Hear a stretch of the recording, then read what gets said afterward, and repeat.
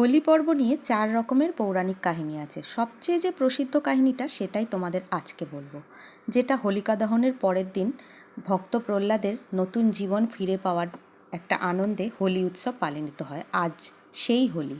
Happy Holi সবাইকে। এই ঘটনাটা আমাদের ভক্তি, সত্যবিজয়, অসত্যকে নাশ হওয়ার একটা মেসেজ দেয়।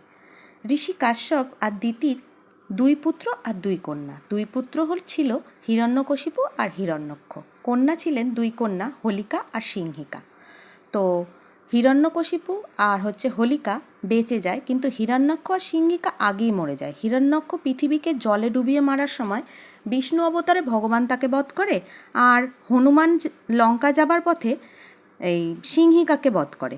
তাহলে বেঁচে থাকলো হিরণ্যকশিপু আর হোলিকা। এরা অসুরদের খুব শক্তিপূর্ণ একটা অসুর ছিল দুজন, আর প্রচণ্ড অত্যাচারী, অহংকারী।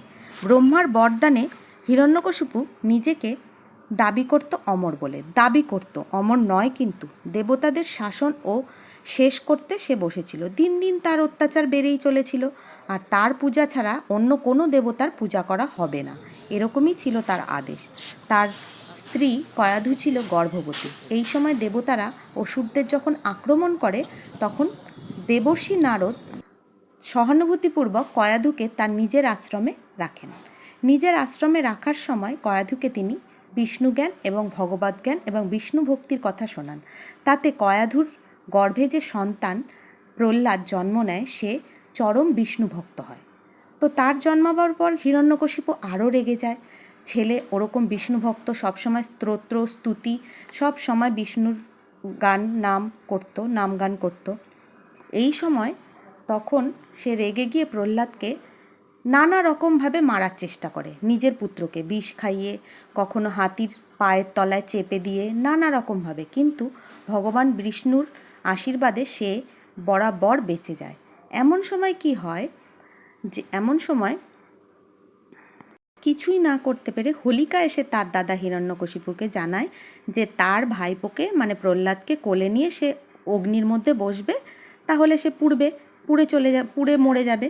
কিন্তু হোলিকা বলে যে অগ্নির তার গায়ে টাচ করতে পারবে না, এটা ব্রহ্মার বরদান ছিল। কিন্তু সে ভুলে যায় কোনো সৎ ব্যক্তি, সৎ মনোভাবাপন্ন ব্যক্তি যদি তার টাচে থাকে, সে পুড়ে যাবে। হ্যাঁ, সেই যে শর্তের কথাটা হোলিকা ভুলে যায়। হোলিকা মারা যায় আগুনে পুড়ে, সেটাই হোলিকা দহন। আর তার পরের দিন প্রহ্লাদের নতুন জন্ম হয়। প্রহ্লাদ নতুনভাবে বেঁচে যাওয়ার দরুন আমরা সেই দিনটাকে হোলি হিসাবে পালন করি।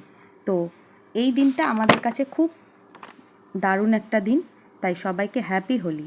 তাই ভক্তিতেই শক্তি, ভক্তিতেই আনে মুক্তি। প্রহ্লাদ এই গল্পের ধৈর্য আর ভক্তির সিম্বল। ভক্তি আর বিশ্বাস দিয়ে অনেক বড় বিপদকে পার করা যায়। ভক্তিতেই মুক্তি, ভক্তিতেই শক্তি।